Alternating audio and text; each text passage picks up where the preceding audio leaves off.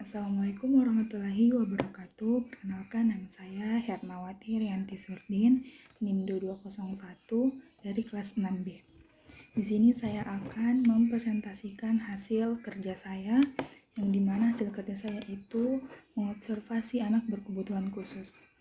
Baik, saya akan menjelaskan anak berkebutuhan khusus itu anak yang terlahir dengan berkelainan sering disebut sebagai tidak normal sehingga memerlukan perhatian khusus. Seperti anak yang memiliki kelainan tubuh atau memiliki kelainan mental, memiliki kesulitan belajar, masalah bicara, hyperaktif, autis, atau menderita psikotik. Yang kedua, anak-anak dapat berkelainan yang bermacam-macam sehingga dipakai istilah yang lebih manusiawi, yaitu anak berkebutuhan khusus. Selanjutnya, kategori anak berkebutuhan khusus. Kategori anak berkebutuhan khusus itu ada 5. Yang pertama, tidak mampu atau disabel, yaitu seseorang yang mempunyai keterbatasan karena adanya kekurangan fisik yang mengganggu. Yang kedua, mempunyai kesulitan impair, yaitu kesulitan yang mengalami kesulitan dalam pengindraannya. Yang ketiga, terganggu atau disorder, yaitu seseorang yang mempunyai gangguan perilaku atau terganggu dalam hal belajar. Yang keempat, cacat, handicapped, yaitu seseorang yang mempunyai kesulitan dalam merespon atau menyesuaikan diri dengan lingkungan. Dan yang terakhir itu berkelainan atau eksepsional, seperti semua kelainan tersebut termasuk ukuran yang memiliki kelebihan.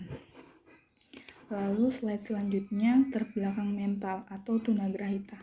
Nah, terbelakang mental ini saya ambil dari saya observasi di Umusabri, di TK Umusabri.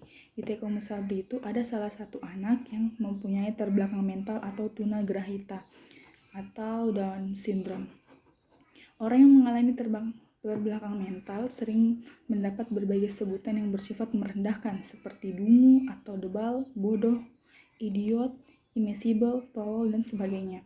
Kecenderungan terkini telah menjadi perubahan dalam cara pandang sehingga untuk kelainan tersebut digunakan istilah hambatan perkembangan atau development disability daripada terbelakang mental. Itu lebih bagus ya.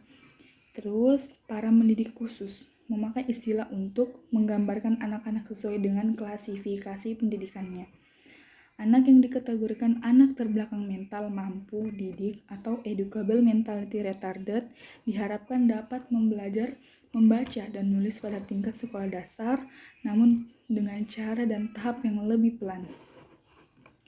Lalu slide selanjutnya itu kemampuan kognitif anak, cognitive abilities.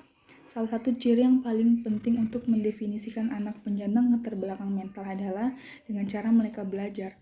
Klasifikasi berdasarkan cara belajar itu yang pertama, the pace of learning.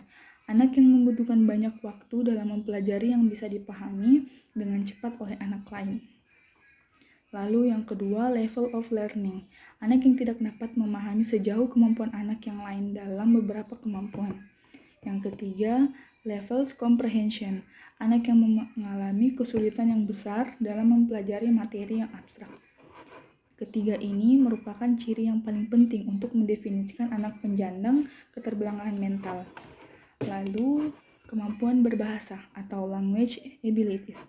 Yang pertama itu kesalahan berbahasa atau delay language atau perkembangan bahasa yang lebih lambat sering dialami anak terbelakang mental. Kesulitan bahasa menyebabkan kemampuan anak terbelakang mental disalahartikan atau diremehkan. Jangan ya teman-teman. Lalu, cara menangani anak berkebutuhan khusus. Yang pertama itu, orang tua harus memiliki pemikiran yang terbuka. Yang kedua, awasi sedari dini. Yang ketiga, berikan perhatian, motivasi, dan bimbingan. Yang keempat, tingkatan kedekatan emosional dengan anak. Itu kita harus lebih meningkatkan ya, atau kita harus mengontrol emosi kepada anak. Yang kelima, tanamkan kemandirian sejak dini. Jadi, kita selaku orang tua atau pendidik, kita harus menanamkan kemandirian sejak dini kepada anak berkebutuhan khusus ya, dibantu. Terus yang keenam, ajari mereka untuk mengeksplor kemampuannya. Jadi kita sebagai pendidik, kita harus mengeksplor atau mencoba mengevaluasi kemampuan anak sehingga